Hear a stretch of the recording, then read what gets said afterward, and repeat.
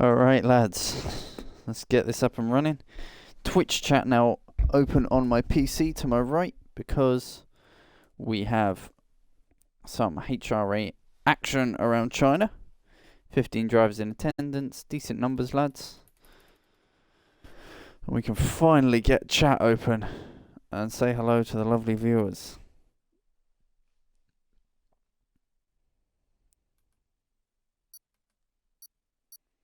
So, fair warning, commentary may be slightly on the spacey side towards the start of the race, just to make sure that if there are any possible lobby restarts, I'm on top of that, and we have no issues. We're just waiting for this to start, and we'll be good to go, unless I've messed something up, which I hope I haven't. I'm paranoid now. If I have, unfortunately. But for now, we go. We go. If you hear anything, just for clarity as well, if you hear anything that sounds like me saying command verbally through comms, only go off what's said in the Discord, please, because you may mishear and things may barrel into chaos. Alright, chat is now open. Session starting. All good.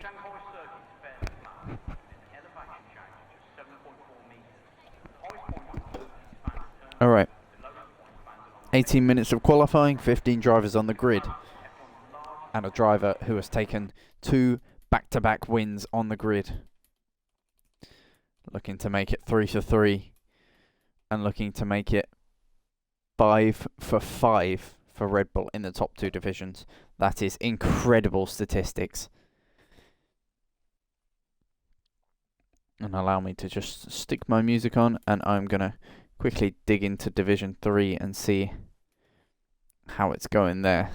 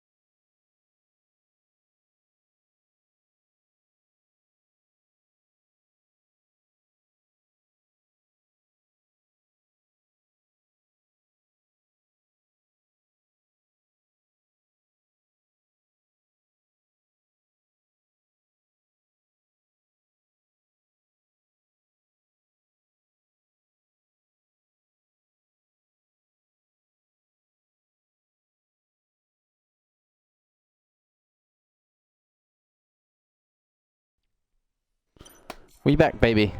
China. F123. A track that we haven't seen in real life since the 2019 F1 season. A track that has been so incredible to F1 over the years, bringing up some absolute worldies. We have had up till Zandvoort 23. It was the most overtakes at any track in F1. China 2016. The torpedo incident, same race as the most overtakes. 2019 was a bit boring, but it was F1000, 1000th Formula 1 race. Here right now, it leads Division 2. And Mendel across the line to start his final lap, his teammate just up the road.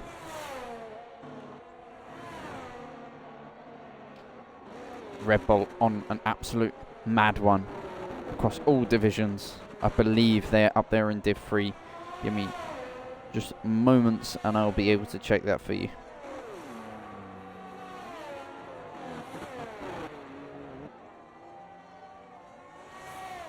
Indeed.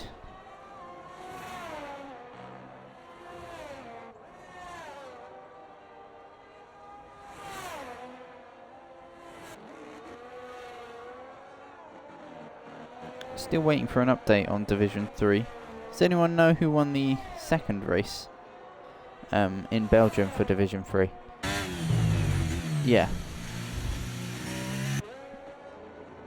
Because Stewart won round 1, so that's 5 out of 6 races won for Red Bull. Technically, if you count AlphaTauri as Red Bull. Mendel won. Wow. Thank you, Kusky, for the help on statistics. Swisser goes fastest in the Visa Cash App Arbol RB. What's everyone's take on that as an abysmal F1 team, though? Because I believe, as a community, we should, as A5 goes top of the timing sheets, Tomboy is well above Swister, but I believe we should not be calling it VCARB or VCAR, whatever they want to call it. Visa Cash App RB. VCARB is what they want us to call it and what they're going to be calling it. In commentary, I believe, because that's Mendel getting out of the way of the Ferrari there. Piastri goes top. Look at that. 3 tenths above A5 in the mix again, the Alpine. But I cannot see anyone calling it Visa Cash App Racing Balls or RB. Not even Racing Balls. Visa Cash App RB. My friends, tis AlphaTauri. If you look at their branding, I believe they're going back to the AlphaTauri livery there. That lovely sky, almost sky blue shade that adorn their cars, sorry, not don. Adorn their cars from 2017 to 2019 and made quite possibly the most beautiful livery of the 2017 season.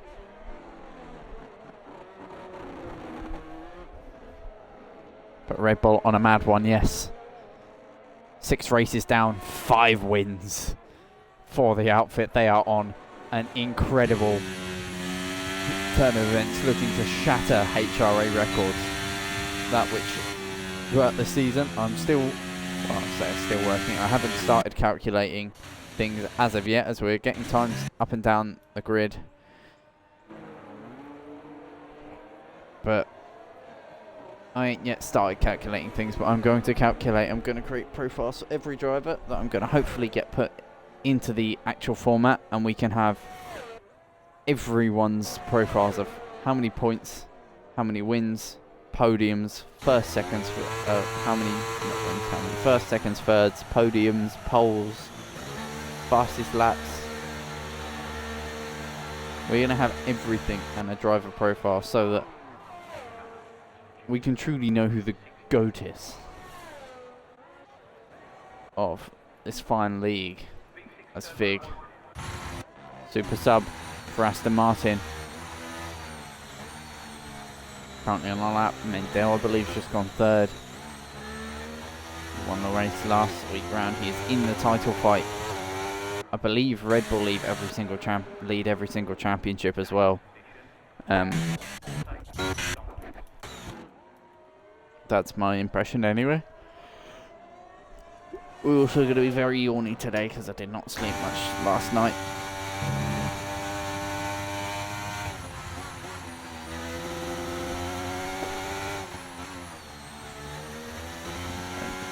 Monitor the Discord. No messages so far. And my notification sounds up a little bit.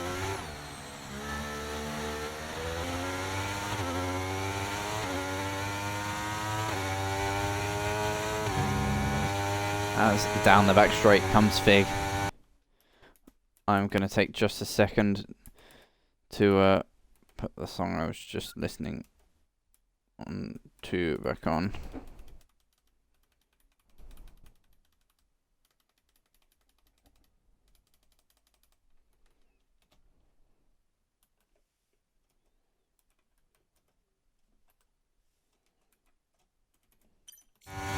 To the line. Fig goes P4. Super sub. Looking to go well. We've got 4 different cars in the top 4, but that Red Bull threat ever looming in 5th and 2nd at the moment.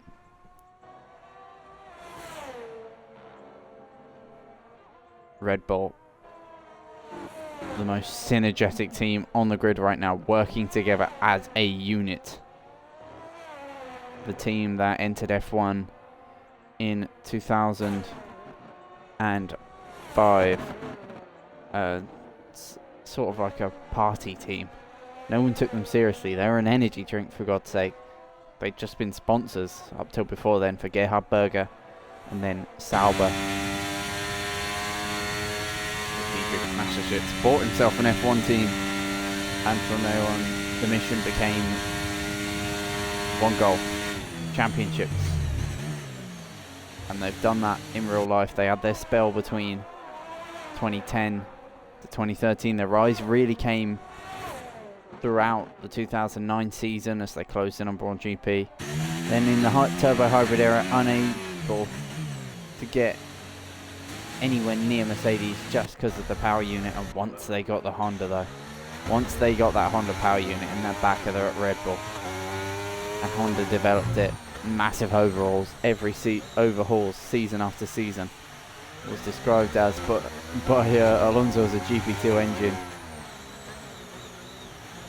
who would have thought just 8 years later it'll be winning a title. And Red Bull have not looked back since. The greatest season in F1 history, statistically wise, points wise. Verstappen could have won the championship if he got a 20-second time penalty at every race. He still would have won the title. And if Perez did not exist, if there was one Red Bull car fielded, he would wipe Perez's points total. 1997 Schumacher arrest. Verstappen would have won the constructors title. That was the levels and how good Red Bull were. That's glorious. Puts the Williams up there. Into P3 of 32.3 from the Williams driver. But it seems like wherever the top teams are in motorsport, league racing isn't too far behind. And we're now seeing that in HRA. The best drivers have gravitated to the best team on the grid. I wonder how it's going to be next season though, because if A5 wins the title, yes, we're only a couple races in. Kenjo is literally, I'll look over to chat as I'm talking about this, and I see that pop up. If A5 wins this title, he's got to drop like a Quattro or Cusky. And that's going to really hurt, but also at the same time, you've got to think driver, and he will get a chance to develop here. That's the Ferrari of Andreas passed. Who has gone into P2. Andreas finding a turn of speed here. It's an old-fashioned circuit built by Tilke, one of the iconic Tilke tracks. That's my brain forgetting. Schumacher's last ever F1 win here at the top of the screen. I was listing through the great moments here. 2006, what a race that was. Wet to dry. And Schumacher won that game of chicken.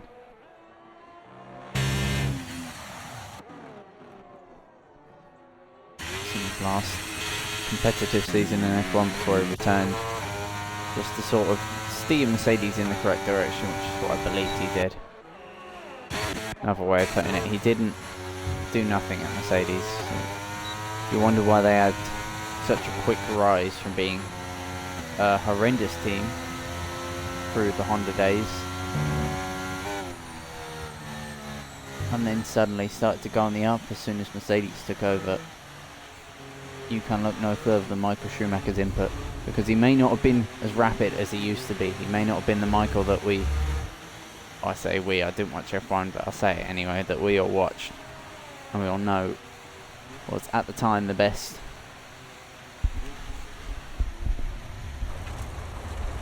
Still think there are better drivers, but that's a debate for a boring race.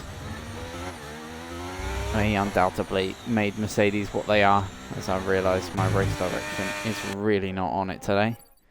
Speaking of on it, I'm going to check the Discord, no messages.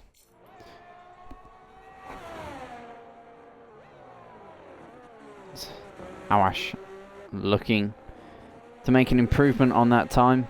A 33.2, couple attempts off. Death Mage of his teammate up at the top. He will be looking to promote himself somewhere in the regions of Piastri. It's going to be a tall order. We're getting the alternate timeline of Piastri not approaching McLaren or being approached, whatever it was. It's around the final corner. He comes. Awash to the line. 13. Goes to P10. There we go. I was looking at the top right and it took ages to update. But it's top 10 for Hawash. But he will not get a chance to get fresh set of tyres on and go again. He'll have to run with this set on. Could hurt him. Swister as well is on a flying lap. Same for Jackie. He's invalid though, so he's backed out of that lap. It's about to get spicy here at the end of qualifying, as our drivers fight it out for pole position. A5 might not be the strongest qualifier on the grid, but he took pole last time out, I believe. I want to say, sorry, my memory's really not it today. Normally I can rattle that stuff off the top of my head like it's stuff, but either way, he's not as quick in quali as he is in race. It's sort of pulling a Max Verstappen, because Max is still rapid in qualifying, but their car not really made for it. They don't set it up for qualifying. They know races these days are won in the races because overtaking is a lot easier. You want to have a race up. You don't care about quali realistically 90% of tracks. And this is in that 90% track. It's incredibly easy to overtake out on the F1 games. So we've got everyone warming their tyres on out laps. All the big names. Ed Veer and Glorious, though, still in pit lane. This might be the end of their session in terms of qualifying, so they will have to sit and spectate. Kai starting his flying lap then. We will stick with our current pole sitter. Where is everyone? Here we go. Andreas will be first to set a lap time out of these cars, but we will stick with our current pole sitter, Piastri, and see what he can do in the Alpine.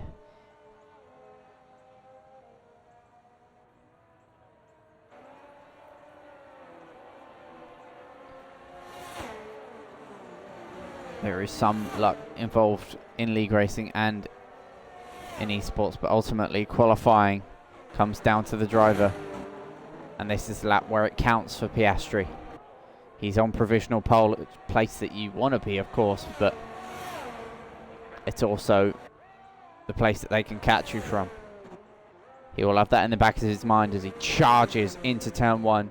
An incredibly demanding track on the front left. This will have to watch out for that in the race with people running softer compounds of tyres. But Piastri collides his way out of the exit there. Incredibly tricky traction zone. Incredibly tricky braking zone. You have to chuck it in, trail brake a little bit. Again, a little bit of a twitch on exit there for Piastri. Sector 1 split was decent. He dives it through the twisty section. This an incredibly demanding traction zone, because you straighten out the steering wheel and then apply more lock, so it's incredibly difficult to get it right. He's a 1/10 of a second up here as he locks up a little bit, misses the apex by a fraction, but that won't hurt him too much because he gets it back on the right line for the blast down the main straight. Then the Alpine with the fuel light nudging. He knows this is it. He's put as little fuel as he can. DRS active as soon as possible. Barely heard the beep there because of how quick it was.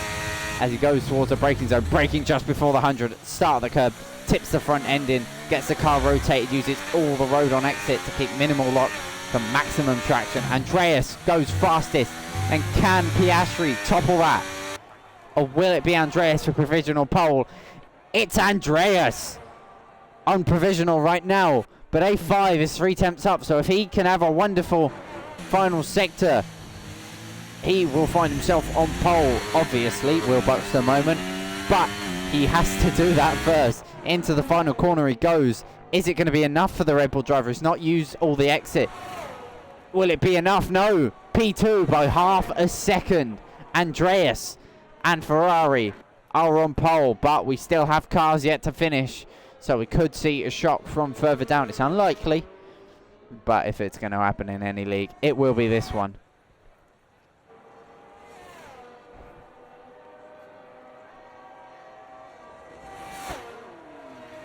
Yes, indeed, yes. Cars coming to line, left, right, and centre. Death Mage will be next across the line. He's down on his time. He's backed out. So in that case, then, will be a Haas.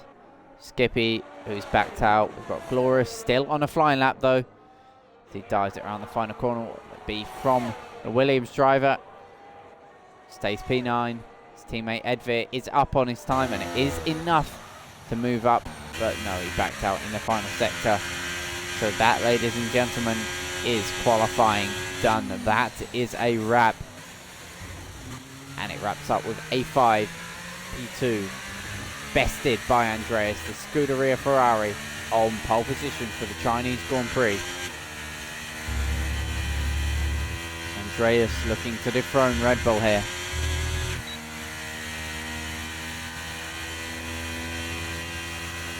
I've never seen a HRA race around China, so I have no idea what to expect here. I don't know how the strategies work. I don't know. Well, I know the tyres are...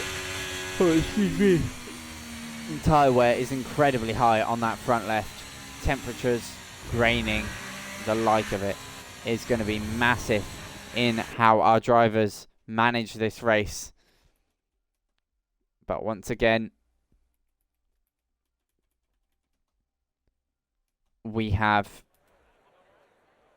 Andreas on pole by 0.04 of a second.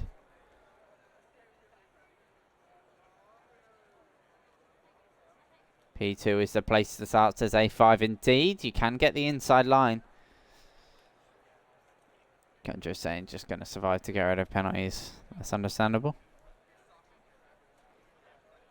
But we've also, I'm forgetting to mention Piastri, but Tomboy as well with his pace, as Mendel and Fig did the same time.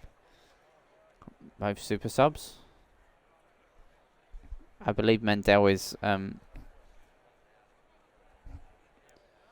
sort of like the pre-arranged sub to be in that car, because he is a Red Bull driver in the lower division. And it would be a good name to replace. I will be giving the call to ready up.